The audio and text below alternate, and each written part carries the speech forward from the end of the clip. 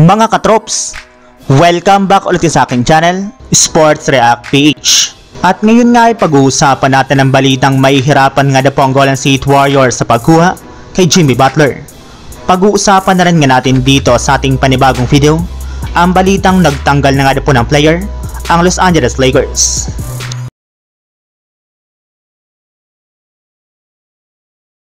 Napakadali nga po mga katrops na kumalat sa social media ang balita na interesado na nga po ang Golden State Warriors na kunin si Jimmy Butler next season kung sakali mang mabigo muli ang kanilang binuong bagong lineup. Kumpara nga po sa ibang mga superstar ay magiging madali nga po sa kanila na kunin ito sa isang trade, lalo pat patapos na nga po ang kanyang kontrata sa Miami Heat at binabarat pa nga po siya ng kanyang sariling kupunan. Ngunit isang malaking katanungan pa rin nga po ngayon kung paano naman nga ba kaya nila ito makuha sa pamamagitan ng isang trade.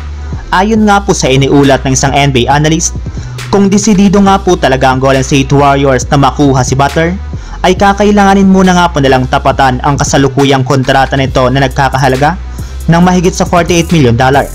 Yes, hindi nga po kayo nagkakamali sa inyong narinig mga katrops.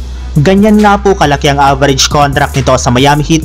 Ibig sabihin, para makuha nga po nila ito ay dapat nga po silang bumuo ng isang malaking trade package na ipang-offer nga po nila sa Miami na posibleng buuhin ni Jonathan Kuminga, Andrew Wiggins at maging si Kevin Looney.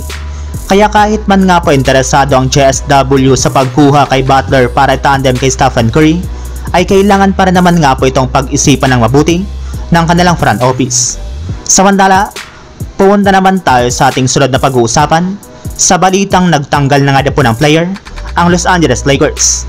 Kagaya nga po ng kumalat na balita ngayong araw, pumirma na nga po ng kontrata si Christian Coloco sa kanilang team, kaya siya na nga pong magiging katandem ni Anthony Davis sa kanilang frontcourt. Kagaya nga po ng sinabi ko sa inyo mga katrops, napakataas pa rin nga po ng potensyal nito bilang isang big man, since maliban nga po sa pagkakaroon niya ng malaki at malakas na katawan na siyang hanap ngayon ni JJ Redick, ay nag-specialize rin naman nga po ito pagdating sa depensa at rebounding. Kaya mas magiging madali nga po para kay Anthony Davis na makabalik sa kanyang dating posisyon na power forward kasabay ng paggamit ni JJ Redick ng Twin Tower.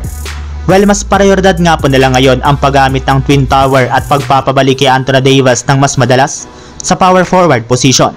Mas maganda nga po ito kumpara last year dahil sa ganyang paraan ay ma-outsize nga po nito ang kanyang mga katapat, kaya mas makakagalaw nga po siya dito ng mas maayos sa opensa at depensa.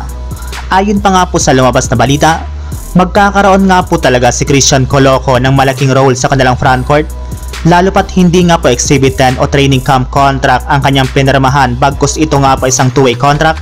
Sa madaling salita, papalitan nga po niyang isa sa kanilang hawak ngayon na tatlong two-way player at mapipilitan nga po sila na magtanggal ng isa kina Colin Castleton, Aramel Traore at si Blake Henson. Ayon nga po kay Trevor Lay ng Lakers Nation, malabo naman nga po natanggalin nila si Colin Castleton, kaya pipili na lamang nga po sila sa pagitan ng Aramel Traore at Blake Henson. So yun lang mga katrops, ang handog kong story ngayong araw. Sana nag-enjoy kayo, please like and subscribe my YouTube channel, Sports React PH, para sa iba pang story at update patungkol sa NBA. Kita-kits muli sa ating susunod na video.